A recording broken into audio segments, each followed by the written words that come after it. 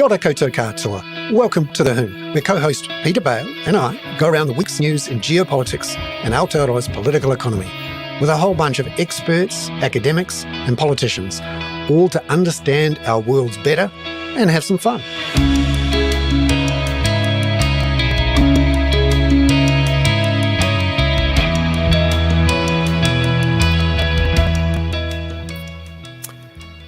Tēnā koutou katoa. Welcome into the Hoon, everyone. G'day, Peter. How's it going? G'day, Bernard. It's good. It's my last day in the bookshop today. So I will be broadcasting from my house as normal next week, and I think I'm going to miss it. Actually, it's been Really quite interesting. Yeah, being part of the Hoon Bay bookshop and selling lots of things to lots of charming boomers. I haven't seen our lovely listener David Hoon, who is that chap who called out to me one day and said, "Are you Peter Bale? Jesus Christ, I love you, Bernard." But it's been very interesting, and it suits my gregarious nature to talk to people. And in fact, one thing that makes it worthwhile is a chap came in today and said, "Thank you so much for that recommendation. I sat down and read the book in one sitting, and it's amazing." And, wow, yeah. And so that is quite nice. And in fact, I can make that recommendation to everybody else. My book recommendation of the week is Richard Flanagan, the Australian author's new book, Question 7. And what I've realised that we had it in the bookshop in the fiction section, and I think it belongs straddled somewhere between the fiction and the non-fiction section. It covers many of the themes that Richard Flanagan has covered before. He's a Booker Prize-winning author. It's partly about his father's experience in Japanese prisoner of war camps. It's partly about Hiroshima. It's about the destruction of the Tasmanian Aboriginal nation by colonial settlement. And I think in most of the places where he talks about Tasmania, you could substitute that for New Zealand. And where he talks about Aboriginal people, you could substitute that for Maori. It's absolutely gripping. And it also brings in Oppenheimer and the whole Manhattan Project. So it's very timely. So I couldn't recommend it highly enough. Richard Flanagan's Question 7. He's also coming to the Auckland Writers' Festival. So that might be actually, maybe I should do a weekly book thing too, Bernard. We can squeeze that in. Yeah. No, that's a fantastic idea. Suddenly it's a book club. And I've got no problem with that. It's actually, you know what? That is a bloody good, a book club for the Hoon. Yeah. It's bloody good. What would Carcass read, I suppose? They'd probably, they'd shred the book. Beak of the week. Beak of the week. Yeah. Actually, funny enough, somebody reminded me of a fabulous podcast or radio show I used to listen to in Melbourne called Lawyers, Guns and Money, which was the two guys who ended up doing Roy and HG. And they did law, and they were just absolutely fantastic. They had Lord Lunchalot, who was the one of the barristers in town, did Lord Lunchalot's dining rules, which included the estimable rule: never eat on anything that rotates, floats, or otherwise moves. That's good advice. I mean, Australian comedians are brilliant. And if I haven't already recommended to everyone a particular TV show, this week in Aotearoa, we had a version of it in real time. I'm talking here about Utopia. This is a Netflix show. Which it's been about 5 seasons of it now. It's been put together by the people who did Frontline, and it is one of those quite dry Australian mockumentary, fly on the wall type things. And it's essentially it takes the piss out of the whole political media scene in Australia, and the setup is that it's all about the nation building authority. So it's the hard put upon bureaucrats at the nation building authority having to just with politicians and the media and everyone else. And that sounds very good. It sounds like it might have been developed slightly out of that BBC WC1 show about the BBC bureaucracy, which it sounds very good. Yeah, no, it's called Utopia. And this week we had our own version of it with the announcement that no one really believes, and it's all very performative, the announcement by Simeon Brown that he's looking at a big, long, chunky tunnel through and under Wellington City from somebody just brought me Bernard. Oh, just what you need. The people from this is the Hoon, sponsored by Soho Wines. Ah, lovely. A big tunnel that went from the terrace right under Yeah, Mount Vic to Kilbirnie. It was going to cost, and yeah, according to the latest estimates, $10 billion, which is yeah. 3 times the amount of the Cook Strait terminals that the government said was too expensive to build. And it would, if it was properly costed and the cost was allocated to the drivers who went through the tunnel, every trip would cost somewhere between $60 and $120. Yeah, but it would be worth it because half of them would be politicians. But Bernard, True. why did he come out with it? Why did he I, come out with it? It's weird because no one really thinks it's ever going to be built. It No. looked distractionary. It looked like, hey, look over there. And it's it really is one of those episodes of Utopia where everyone looks at the politician looks at everyone. Politician says, here's this new thing, it's going to be great. Everyone says, yeah, we love the sound of it. And no one does anything and nothing happens for another 2 or 3 years. This was actually looked at, this idea, in 2021. It was pretty quickly. It was probably looked at about 1871 as well, when we could have had a whole bunch of Irish navvies dig it for us as well. I mean, Yeah. Jesus Christ. No, and it's a classic case of actually it looked very sort of third termish, a government looking to distract everyone from the noise, and also Yeah. I think the last 6 weeks have been particularly bad for the government. We're seeing it through the polls. We've had 2 or 3 polls now showing a real drop off in right track, wrong track measure of government satisfaction. The gap between the government and the opposition has narrowed by 10 percentage points to just 5 points in Yeah. a couple of polls. And it turns out Christopher Luxon is the least popular National Prime Minister since Jeannie Shipley and is now less popular than Chris Bishop and less popular than But Chris he's our Hipkins. CEO, Bernard. He's our CEO. He's leading us on a great mission for results. Yes, to he's deliver busy. for New He's Zealanders. busy. He's busy chunking down the hard tasks to decision Yeah. gates, Yes. which Oh, which he's God. doing. Yeah. Well, look, No, Catherine's here, and we've had some. Oh, sorry, Bernard. We were just discussing, Catherine, this bizarre Simeon Brown thing about putting a tunnel to Kilbirnie. I mean, Oh, yeah. as Bernard said, it just seemed like a bit of a distraction, but it perplexed me why you would need that particular distraction at the moment.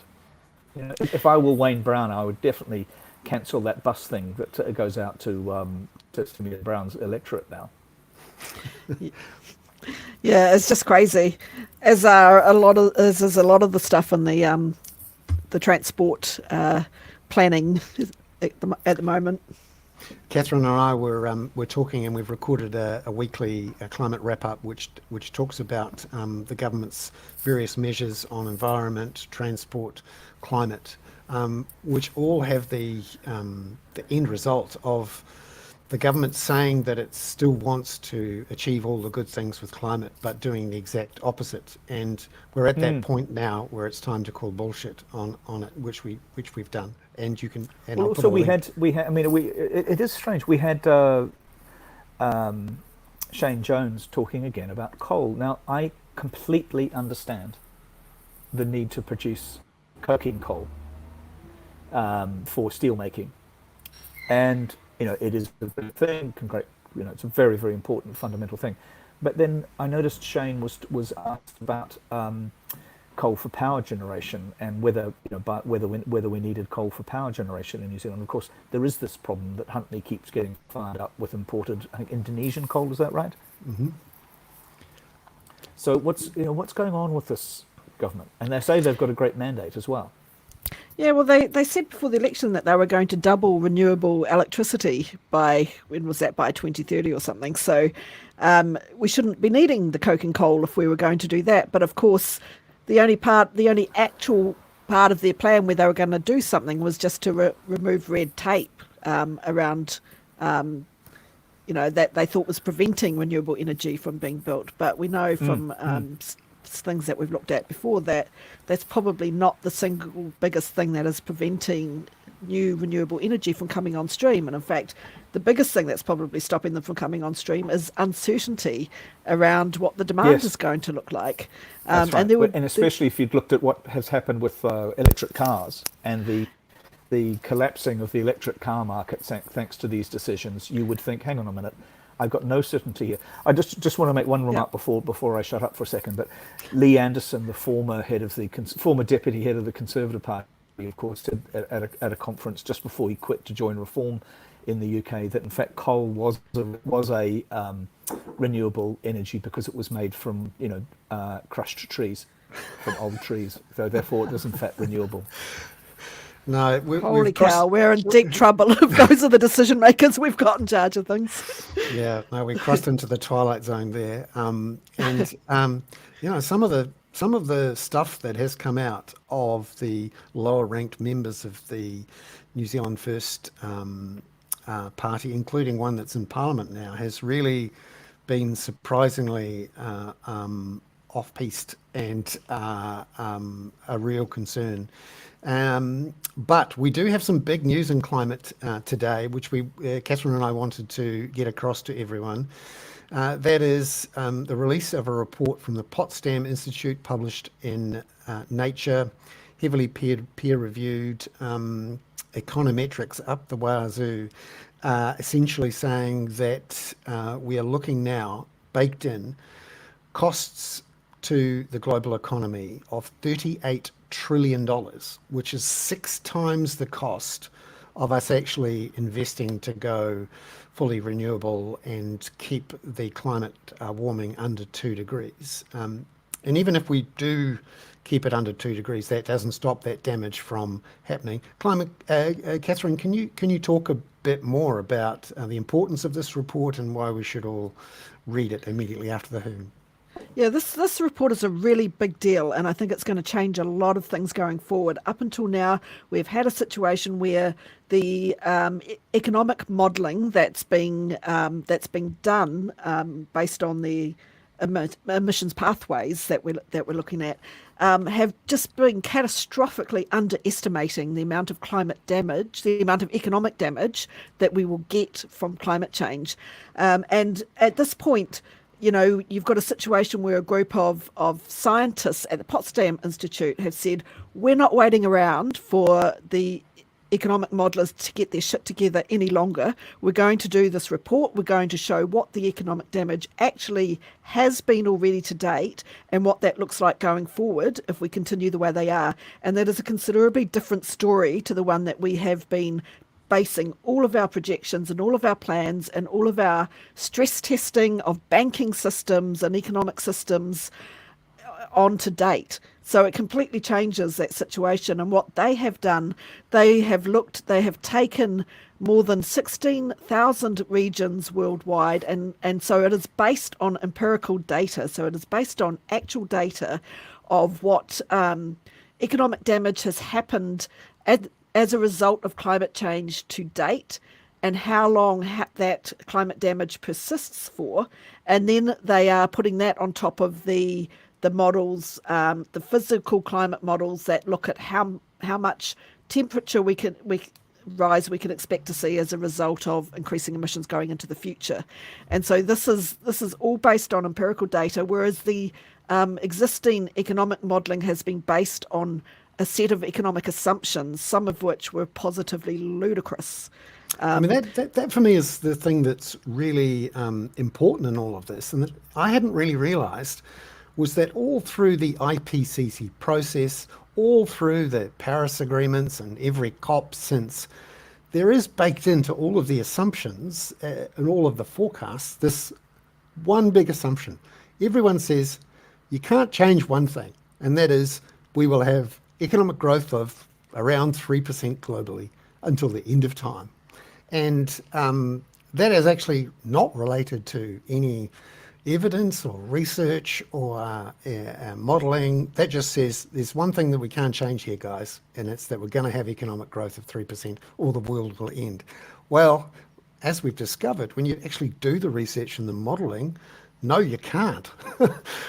With what's happening in the climate, we're looking at a 19% smaller global economy by 2050 than would have been the case with those assumptions of unending economic growth, and potentially quite a lot higher the losses, because actually it's hard to believe, but these forecasts in this Potsdam Institute report are relatively conservative. Yeah, they've included temperature increases and changes in precipitation and temperature variability. What they haven't built in is the economic effect from extreme weather events like extreme flooding or storms or things like that. And as we know, those are considerable. And none of that is yet built into this economic damage figure. So it is actually conservative. And they're also saying that in the worst case scenario, if we follow a high emissions path, then the economic damages by 2100 would wipe out 60% of global income. And also that is not applied evenly. So the damages are far, far higher in some places than they are in others.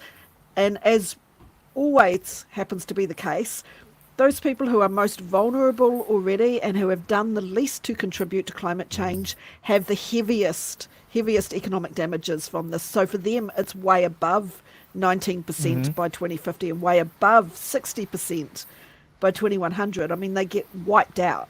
So this is a really, really big deal. A lot of policymakers, a lot of decision makers, a lot of economic planners, a lot of bankers, they're really going to have to start taking some serious looks at how they've been building their these projections models for the future. And what data they're using, because this starts to take the legs out from under it. And I think that, like everything else with climate change, these numbers will get worse over time because they also don't build in things like tipping points, So it will be worse than this. But this is a good first look at a slightly more realistic view of the future.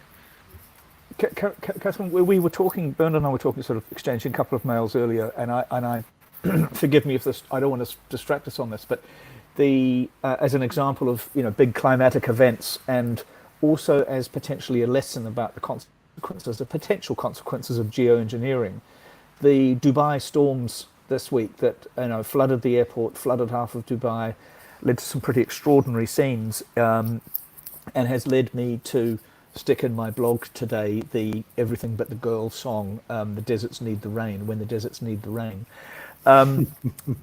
It followed a rain-making exercise by the UAE cloud seeding team in one of the Emirates called Al Ain, which is to the northeast of Dubai, and they very regularly do seed because they're trying to promote rain.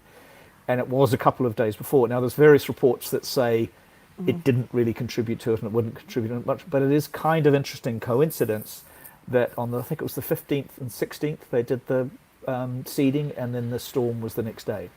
Yeah, I mean, I kind of think that the stuff that they're doing for cloud seeding, I'm not sure it's capable of producing that kind of result that they saw in Dubai. It's pretty kind of minimal stuff, mostly what they're doing. I find it hard to believe that it will turn out to have had much of anything to do with it. I mean, it's possible. Okay, so let me just. I years ago, and I remember reading this at the time in the Guardian, in nearly 20 years ago, it had a piece about a test of rainmaking in 1952 in Devon, which led to 35 people being killed by historically huge floods in Devon. So I think there's some. I'm not meaning to get all conspiratorial about this. I guess what it is, but this is that classic of the. Be careful what you wish for and what could possibly go wrong ideas. Yeah, I mean, unless there's science involved that I don't know much about, which there's plenty of that out there. So, Yes. I don't know. I think we've had enough of I'm experts. not an expert on this, Catherine. We'll just make it up ourselves. Yeah. I mean, I wouldn't expect it from what I've read about it, but I don't know much about it. So. Yeah. What we'll do also is include a couple of reports in the show notes with the Yeah. podcast. There's one in particular from Wired, which is from a reporter who spent the last 6 months actually in the Emirates watching the cloud seeding program and investigating the potential impact. And he is particularly wary of the suggestions that it might have had an effect. But you're right, Peter, in that we are playing with fire. With a lot of the geoengineering Yeah. experiments that are going on, it is making very serious people very nervous to have people jumping up in planes and sending rockets off and doing all sorts of things, which Yeah, we and think, doing things like, I think there's an experiment going to go off near Chile, which is to spread what amount to iron filings in the sea, to see if that offsets acidification. It's a very interesting phase where we're going to see. I mean, I'm kind of relating that also to the level of economic impact that you've just said from the Potsdam report. Yeah, There's I going would. to be some. If we thought there was bollocks coming out on COVID, there's going to be some phenomenal bollocks. Speaking of which, here comes Robert. I'd just say there was an article I saw the other day from Kevin Trenberth about climate engineering, that is geoengineering. That is probably really worth having a look at. So I'll pull that out to put in as well. Sorry, Robert. Kia ora. No worries. thank you very much, Catherine. Lovely to have you on, Thank you, and we'll Catherine. put See links into our climate wraps as well. Robert, lovely to see you. On the move in the capital. Yeah. After a big day in Parliament's legislative chamber, the old upper house in Parliament. Indeed. Can you tell us what you've been up to? I hear you're part of the AUKUS Wood squad now. The softies on China, the AUKUS critics. Yeah, Yeah, go ahead, Robert. Sorry, I'll No, do the it's joke and then you can fine. go ahead. First of all, good evening to you both. It was, I think it was a pretty good session, actually. They were all politicians or people with political backgrounds, apart from myself. Helen Clark, Bob Carr, the former Australian Foreign Minister and Premier of New South Wales, and Inili, I don't know quite how to pronounce his name, Supragago, I think his name was, but he was excellent. Former Prime Minister. Under whose impetus was it? This was organised by Phil Twyford and David Parker. And So just to step back a bit, Robert, we've now got a really quite active debate about whether New Zealand should join AUKUS 2. What is AUKUS 2? What is it for? And I thought the comments from Bob Carr, the former Premier of New South Wales, were very acerbic and direct and in the mood of calling bullshit. Really, when he said that, you know what? This is actually, this smells like bullshit, and actually this isn't really anything substantial. AUKUS 2 is a way to try to pull people in to this alliance, all those people who can't afford or don't want nuclear submarines. This is all about nuclear submarines. What did you think of that point of view? Yeah, well, I think Bob's central argument was this is all about US primacy. And he said he has absolutely zero confidence that America can deliver on providing these nuclear submarines for Australia. He also thinks Australia is taking a huge risk in the interim, because to accommodate this huge expenditure, he called it the biggest ever outflow of Australian money. It's going to be more than 368 billion. The US will be the principal beneficiaries of that. That's right. He added that he made the point that while we're waiting for these, while Australia is waiting for these submarines, which may or may not turn up, in 20 Australia's years, having to cut back to accommodate this huge outlay. And he said they're cutting back on really vital things, which might make China, ironically, even more forward-leaning. So he's not impressed. And he was extremely sceptical the submarines would ever come. He went into details about the shipyard difficulties in both the UK and the US.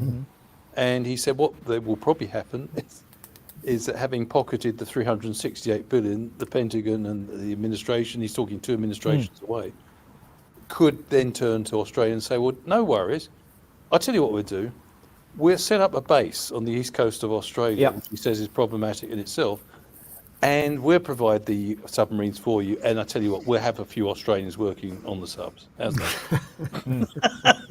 Yeah, So I can, his I can central easily see point- that happen. Yeah. He said the central point here is that this is a huge theft of sovereignty, which is echoing the point that Hugh White, Professor Hugh White, and also Sam Roggeveen, who we've discussed before, have made from the Lowy Institute. So there's a real concern now building up. And I spoke to Bob after I first met him in about 2003 during the US invasion of Iraq. And he was, afterwards he said that he feels that the AUKUS debate is actually rapidly developing in Australia after a slow start. It hasn't really hit the major political parties, but he said they won't be indifferent to it because there's some very influential people now. The other interesting thing he told me was that some of the right wing or people on the right wing of the spectrum, political spectrum in Australia, are beginning to revolt against it because they feel that this is putting just too many eggs in the American basket for Australia. But it was Albert, in my recollection, it was Albanese who announced it, though, wasn't it? Not Yes, Scott absolutely. Morrison. And he said he Yeah, went I mean, through. He said it was a device by Morrison. This was very interesting. Yeah. Bob Carr said it To was a trap device by Albanese. Morrison to split the Labour Party. And to his, Yeah. he said the way that the Labour dealt with this is to say, well, we won't allow ourselves to be split because we'll just accept it. But Which is a bit Anyway, like a bear hug strategy. And I noticed also Richard Prebble said something quite interesting about it, of course, which is and he's hardly a dove on all of this. He said, why would we join an alliance against our major trading partner? And that is one of the subtexts to this whole conversation, and the Paul Keating thing about which people say, I wrote that thing which said, essentially a China expert told me Paul Keating's talking about a China that no longer exists. This but you could also say that could about be the quite United provocative. States. I mean, that's the point. Well, that you've a number talked of to me speakers ages made. ago, Robert, about the Trump. How does this all stand up to the prospect of a Trump election? Well, Can that's New the other Zealand thing that delay also- committing? I think people like Hugh White and Bob Carr are fearful of is, anything could happen with Trump. And the view is that it may be untenable for Australia to remain in an arrangement headed by Trump. And simply because even Australians in the middle and on the right don't share his worldview, which is it's all about great powers. And, the middle powers and the small powers can look after themselves. Also, they're not. One of the things that was said was that not just by Bob Carr, but a number of the other speakers who were excellent. Helen Clark gave a wonderful presentation, in my view. It was extremely focused and very much concerned with the implications for New Zealand.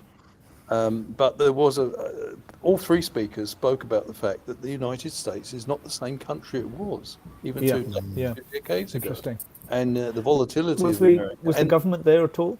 Sorry? Or how was the coalition represented there, if at all? It wasn't represented. I At think this it was a conference. party political event. Someone said to me, "Why have you turned up? You're an academic. Are you a card-carrying member of the Labour Party?" And I said, "No, I'm not, because I think it's an important issue, and I will, if I can, contribute to a debate, whether it's run by." I thought Grant Robertson must have told you to go. Your new chancellor. Yeah. He's not even. He's not even on the payroll yet. No, he's still on holiday. Yeah, that's right. Sort of, and but- Bernard, go ahead. I'm And sorry. What I'm fascinated to see, Robert, is how people from across the political spectrum, as you say, in New Zealand. I mean, you've got Helen Clark, and you've got Dom Brash. Yes. Speaking in joint letters. They couldn't be further apart on the political spectrum Yeah, in and- lots of different areas. No, no. I remember Don Brash was the guy who said that the move to keep nuclear ships out of New Zealand would be gone by lunchtime. He's not exactly an anti-American. No. It's not and- anti-American. This is the thing that I think irritates many skeptics about AUKUS. Because, first of all, people who've criticised Pillar 2 of AUKUS have been either criticised as being anti-American, or they've been criticised as being soft on China. And I think neither applies. I think a lot of people believe that New Zealand would actually be a better partner for both, certainly for the United States if it was outside AUKUS. And secondly, I think we shouldn't, while China's ambitions and assertiveness are very real, and we shouldn't have any illusions about that, is it really smart to expect an alliance, but it's not an alliance. I keep getting rebuked on this. It's a security partnership based between allies, of course. What's the difference between when you look up in the Oxford Dictionary what a security partnership is? It'll probably say an alliance. But I mean, the point I'm struggling to make here is that 3 English-speaking countries taking it upon themselves to contain China in an area of the world which is huge, where there's 40 countries and 60% of the world's population, and the engine of the global economy now, it seems a stretch. So I think you could argue that if you're serious about countering Chinese influence, and you're also a friend of the United States, you wouldn't necessarily support AUKUS. Mm-hmm. I mean, it's just not the best vehicle for doing it. And I think that was coming through. And I think the other interesting thing is there was a lot of discussion about the shift that's occurred with the change of government. The Labour Party certainly were exploring the possibility, but the key difference that's emerged, and I covered this I think I may have sent it to you, I did another opinion piece with Marco de Jong, and the crucial difference is that the national-led coalition have now linked membership of AUKUS, Pillar 2 of AUKUS, with what Mr. Peters calls ever closer relations with the United States. Now, that is a shift. So it's become almost a touchstone or a benchmark for how much progress is being made in bilateral relations. And that was never on the table before. Robert, what do you think of this idea that National is being somewhat passive, and it's the tail that's wagging the dog here, that Winston Peters has been, naturally pro-American, and he's just doing his thing as foreign minister, and Christopher Luxon is busy doing other things, and Winston's been given his head. What do you think of that idea? Well, it's an interesting idea, and Richard Harman, who did an excellent piece recently in Politico, certainly seems to echo that view, that there are serious divisions within the National Party, which may well surface shortly. People like Jerry Brownlee, for one, very much more traditional approach, support an independent foreign policy, and were very concerned about some of the anti-Chinese noises coming out of certain quarters now allied to the national government. So there is some tension there. I think the other thing that may be causing some tension within the National Party is the sense that the major party in the coalition is not having enough influence in dictating the foreign policy direction of the country. And that's probably something we need to watch out for in the weeks and months ahead. Robert, some would argue that was happening in virtually all areas of policy, I suspect. Yes, but it's a particularly sensitive one for the National Party, depending as it does on that constituency of farmers who do very good business with China. And of course, the Chinese ambassador reminded us of that in February when he gave that interview and said, of course, New Zealand is a sovereign country. It's free to join Pillar 2 if it wishes to, but there will be consequences. And he said that could be unfortunate, or words to that effect, for the farming sector in New Zealand, which really was reminding the National Party, where is your bread buttered? Yeah, it's a bit like saying, that's a lovely vase you've got there. It would be sad if something happened to it. Yes. Yeah. And Robert, it really has been fascinating to see the former prime ministers, not just here in New Zealand, but in Australia, Paul Keating getting involved. He is no slug on foreign policy, or in fact on anything. He's no slug, but he is a slugger, which makes him enormously entertaining to watch. I loved watching him in the beginning of this debate. Yeah. And he really went toe-to-toe with an ABC interviewer. And I know he can be a little bit rude at times, but it is riveting to watch. And the thing about Paul Keating was, and as I said to you guys before I went to Australia in last September for conference there, I was like everyone else. I thought that it was a done deal as far as Australia was concerned. And I thought Paul Keating was basically, I personally thought he made some really good points, but I thought, isn't it a shame that Paul Keating is so isolated in his own country when he's being so sensible? And then, of course, having gone over there and spoke to He's not. policymakers in Canberra, he's not isolated. He's actually articulating a view that's gaining momentum in the military and in policy-making circles. All right. I think part of the Yeah, reason he may not be a slug, but let's not forget that he was in fact Lizard of Oz, as the Sun called him when he allegedly, but in fact didn't touch the Queen. But so he's the Lizard of Oz. Go ahead, Bernard. You would, I was just bringing a little aside for a little jokey there. No. I've got a segue there from the Sun to Rupert Murdoch and News Corporation. I think one of the reasons that the debate has seemed one-sided from where we are in New Zealand is that News Corporation has such a huge influence on the political debate.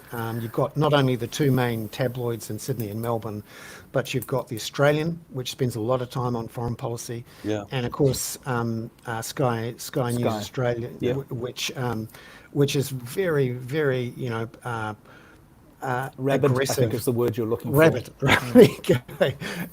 And so you're right, Robert, when you look at it from a distance, you think, well, all we're hearing is bias 3 subs and that the deal's done.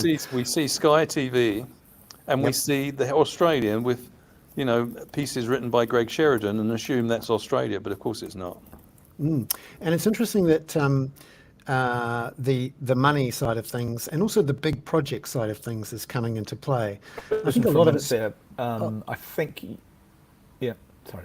And a lot of the big project cynicism or skepticism in Australia is just as big for big projects like nuclear submarines as it is for all of the problems that every big project has. The tunnels that take 10 years longer than they're supposed to and cost 3 times as much.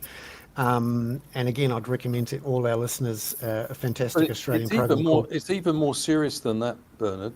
I agree with you. These long-term projects always have blowouts, don't they? And they always cost more. So when we're talking at 368 billion for these new submarines, which are going to take 3 decades the first lot will come in 2033 if they're lucky, according to Bob Carr, and then they'll be delivered in subsequent decades. But it's more serious than that. It's really the fear amongst some elements in the Australian military that by the time they get even the first delivery of these submarines, that their capability would have been largely offset by technological innovation. So that,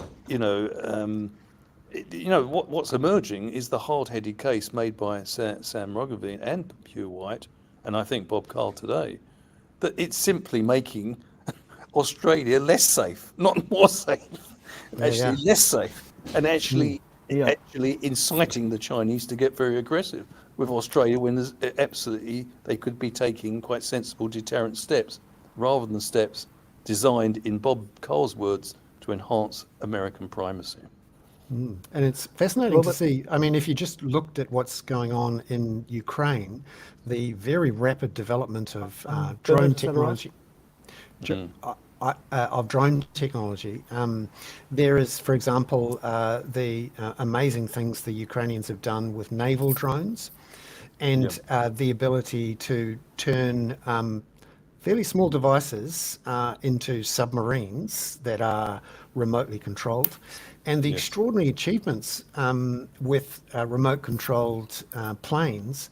For example, just a week or two ago, they flew a drone more than 1,200 kilometers with a big enough bomb to cause serious damage to the 3rd biggest refinery in Russia.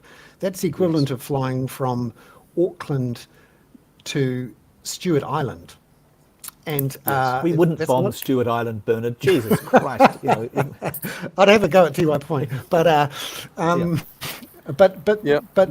as you say, if you're going to spend $1/3 trillion on a bunch of metal tubes, maybe you should spend $3 million on a bunch of. It's a particularly costly exercise if when they're delivered, they do not turn out to be state of the art in 2023 or 2020. 2043 or whatever it is. That's, So that's right.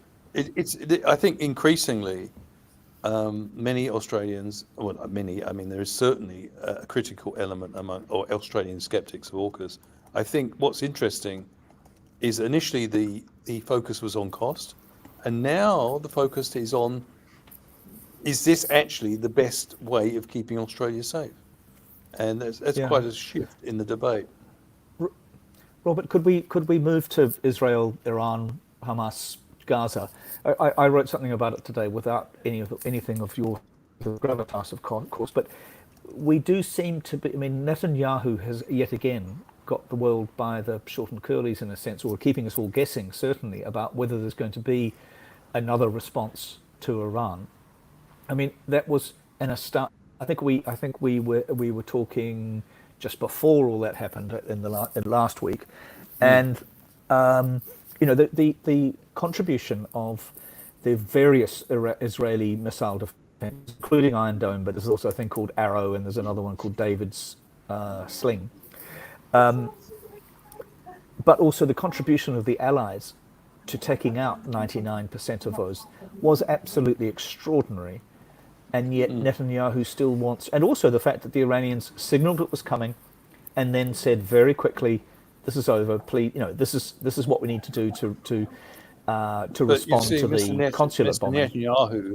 Mr. Netanyahu's government is acting as if the assault on Iranian diplomatic premises on the 1st of April, which killed 7 Iranians and 3 senior military officials, never happened.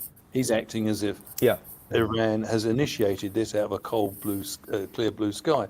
And the Americans have actually, well, we know that Biden has indicated they do not support retaliation, but the United States says that on the one hand. On the other hand, it says their support for Israel is ironclad and sacrosanct, which, as one American commentator put it recently, that means that we will support whatever Israel does. So that's it's very difficult to interpret exactly.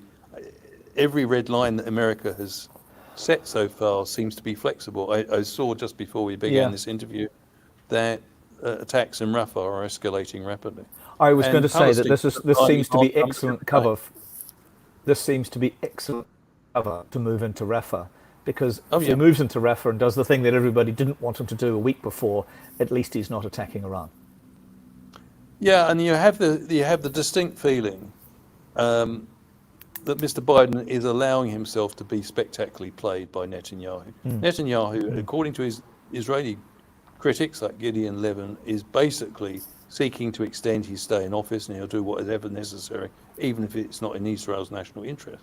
So there is that criticism going on within Israel that Netanyahu is basically doing what's necessary to ensure his political survival. And yes, warming up the conflict with Iran will do that nicely, because it takes the pressure off a bit from the Gaza situation and the failure to deliver the hostages back to Israel. So I mean, there's some very serious situations. I mean, he next to Trump, he's obviously a lot cleverer politically than Trump, and sort of tactically, but he is the most extraordinarily cynical person. Well, he is, but he's being allowed. As many American commentators have pointed this out. Mr. Biden has real leverage. He just declines to use it. But the irony is, he's getting very hurt politically in the process.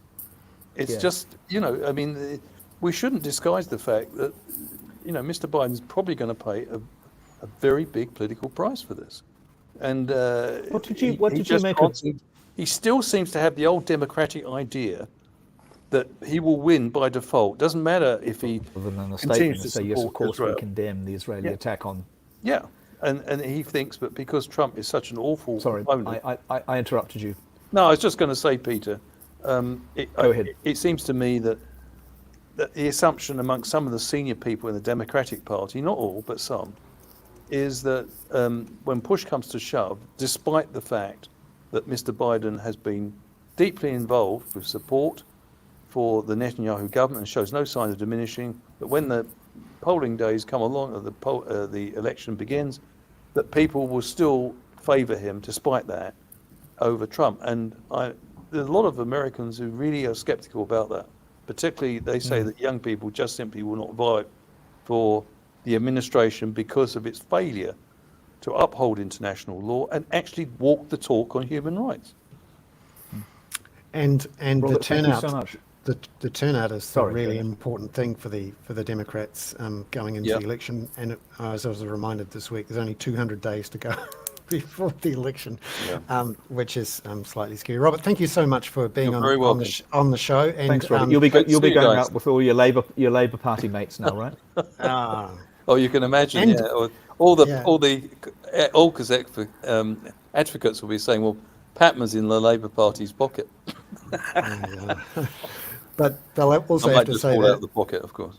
Yeah. They'll also have to say that of the likes of Richard Preville and Don Brash, which might not be quite so Yeah. easy. I must say No, it was All right. joking aside, I do think it's a very important issue for this country. I think it's a momentous decision.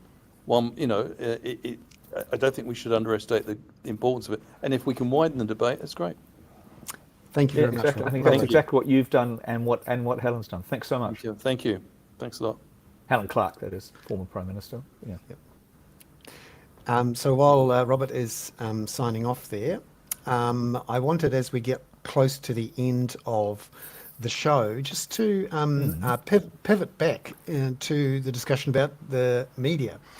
We've obviously had news this week that Stuff, a company I used to work for a while ago, has decided to bid for and has been successful in bidding for a contract with Warner Brothers Discovery to provide the 6 o'clock news on TV3, not necessarily calling it News Hub, but certainly replacing News Hub and doing it with far fewer than the 40 to 50 people that the News Hub staff had wanted, which I wish them all good luck, and I hope it goes well. But I wanted to take the opportunity to propose perhaps a different way to think about and to try to solve this problem that we've got with a tragedy of our commons, in which a big slump in advertising revenue to media companies that used to provide news is gone to the platform providers who aren't paying for news and are unlikely ever to pay for news at a substantial scale, certainly in New Zealand, despite the legislative attempt to get that through. And I think the most attractive way to deal with this is, and it has been discussed, is to put a levy on advertising spending in New Zealand by New Zealand operations. Jesus, this is becoming a soliloquy, Bernard, but go ahead. Yeah. Of around 1%. There's about $2.2 billion a year currently being spent on digital advertising in New Zealand. And there is already a levy taken from that $2 billion or so, which is used to pay for the Advertising Standards Authority. I think a 1% levy on that advertising spending would get around the problem of having to try to force Meta and Google to pay money. It also provides what is effectively an industry levy to address the market failure we have at the moment with the collapse of the number of journalists. And the key thing, I think, is to find a way in which that money is spent that doesn't involve, as we've sadly discovered, any bureaucrats A perceived favouritism. Yeah. yeah, rightly, whether it is or not, it doesn't matter. The perceptions, unfortunately, is what matters. And my proposal is that simply the money, and it's about $20 million or so, be allocated $2 for every $1 of new subscription revenues from news organisations. And that is quite an interesting, a really good look at the accounts for NZME, which came out in detail a week or so ago, showing that actually the New Zealand Herald and Business Desk collectively are currently earning from subscriptions around about $20 million. And it's interesting that the head of NZME said last week that that was enough to pay for their journalism. Now they've also Yeah. got a bunch of advertising revenue from their digital publications, which adds another 40 or 50 million dollars on top of that.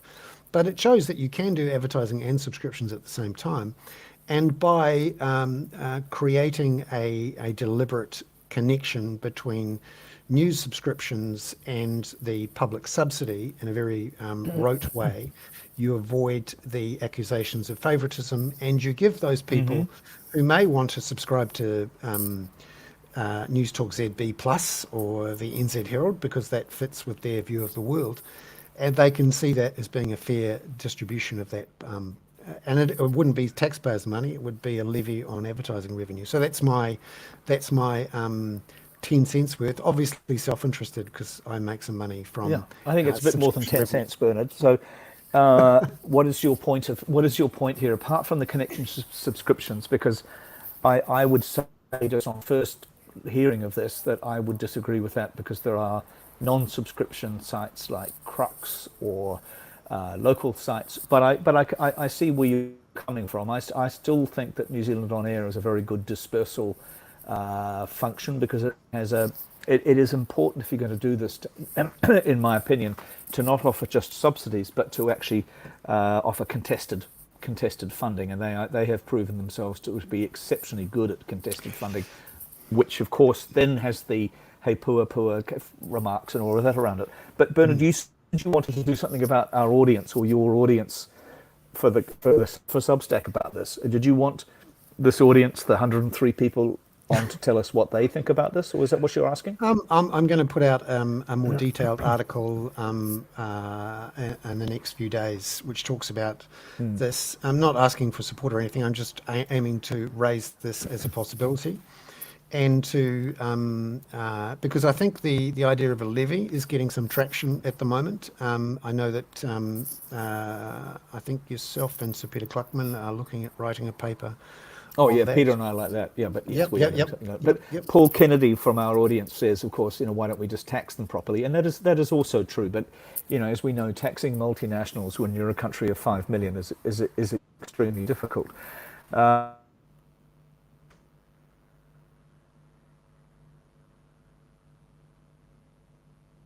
Actually, but the response, we were all serviced. It's to that I think actually is valid, because I do think we are talking about ourselves. I mean, you and I can talk about each other as much as we like, because the audience just loves that. But Paddy's point the other day about the way, when he spoke to us, about the way the ecosystem works, and if you have 20% fewer people asking questions, then it starts to erode the entire ecosystem of conversation and accountability. But I do want to address one small thing, and we may have discussed. Forgive me if we have. Forgive the audience. I think that could work, this whole stuff thing. I think they have been too fixated about the 6 o'clock and a bulletin and so on, but I think it could work. This idea that somehow they need a different level of quality, I think is fictional and rather old-fashioned. Even if one of our friends from Newsroom is listening to this at the moment, I think there are great and innovative ways to do this, and I very much hope they find it, because news is a very tired concept, and the man or woman behind a desk is a very dull way to actually present what should be much more dynamic information, it seems to me. I understand why it happens, but there's more to news than a couple of old white men sitting behind desks in their bookshop or in their hotel room, with smart screens. Yes. No, that's a fair point of view, and I do hope that that it works out. My view though is that advertising is a busted flush for news, and we should give up on it, and that earned money from subscriptions is the best proof of trust and connection, and it also avoids the quite painful and pointless and time-consuming and wasteful process of applying for funds, particularly for So we're new. not, are you asking all of our readers from Wadestown and Glory to write into their MP? It probably is Uh, the MP watching, but that's right. to write into their MPs and say, please give Bernard Hickey more money. And the New Zealand Herald and News Talk ZB Plus, Yeah. and anyone else who manages to win the respect and trust and revenues from subscribers for news, not win a contested process in front of some bureaucrats in Wellington who the public, and let's be blunt and clear about it, the public have voted against. And I think that will be one way to get around this problem of, how do we allocate the money once we've got it?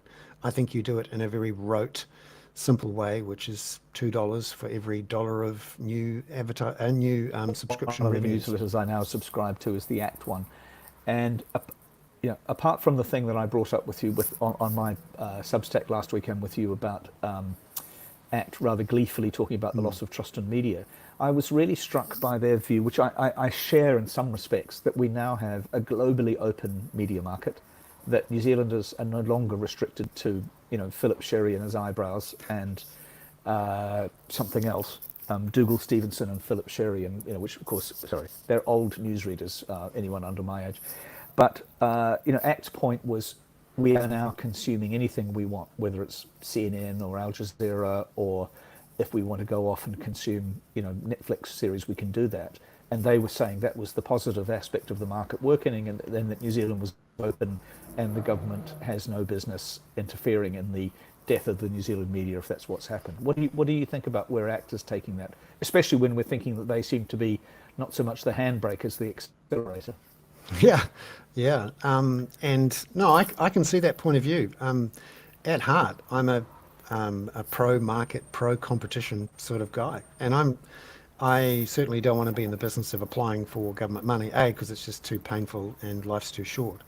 And I went through the process during COVID of arguing for a public interest journalism fund of sorts, and also for the government to pay for subscriptions. And having seen the process and the public response and the effectiveness of it, and also the continuing decline of advertising, and seeing how the incentives around advertising and the incentives around subscriptions are so different, and in my view, so much more honest and effective and trust earning, then I'd argue the way to go is to focus any sort of public support or any sort of what I'd call a public subsidy to solve a public good tragedy of the commons problem, is to do it with through $2 for every $1 of new subscription revenues. But this is a fun debate to have. And actually, Peter, I know you're right to be self-deprecating about us talking about our own jobs and our own area of interest, like a couple of entitled, privileged white guys behind desks. Which we can do in a moment when I buy you a Negroni and some fish and chips. Yeah. But Jesus Christ. Yep. No. But Yep. with respect to ourselves, we actually are experts in this. I'm for yourself, really Bernard. really proud that I was the co-founder of two organisations that were in the top 10 of the most trusted media in New Zealand, interest.co.nz and Newsroom, over the last decade. I've created 3 viable subscription news businesses, and have worked for the major media companies in New Zealand and overseas. And you, as an executive of online businesses washing their faces, making money, paying for journalists internationally in Britain, are in a pretty authoritative position to talk about this Or as as well. my daughter says, travelling the world talking bollocks. Yeah, well, talking bollocks from a position of experience and authority, and I think it is a good debate to have, and I'm glad we can use this platform to do it. Good. Well, and I hope the audience appreciates that and are grateful for them. Please let us know, and write to all of you from Wadestown, write to your MP, whoever And Hoon that is, Bay. or Karori. And Hoon Bay, yeah. Well, it's Chloe, isn't it? And we should get Chloe back on. So shall we do a little? I didn't really got a skateboarding dog today, other than I wrote to the editor of the Listener today to congratulate her on a fantastic punny headline, which was Austin Allegro, which is a little tiny headline, but it's leading to a story about how to fund the New Zealand Symphony Orchestra. Austin Allegro was pretty good, and I'd also like to take. I think last week I talked about the sheep that was with a huge pelt, Fleece. Yep. pelt or a pelt fleece. And that they used on the lamb because the thing had been going away. Now, the one that the Guardian used for Trump this week was really good, I thought, which was fake snooze. Oh, that's great. I mean, what an About extraordinary Trump story. having a nodding off. Yeah, Yes. it's ghastly. But I ghastly. thought fake snooze made me feel a lot better about the whole saga.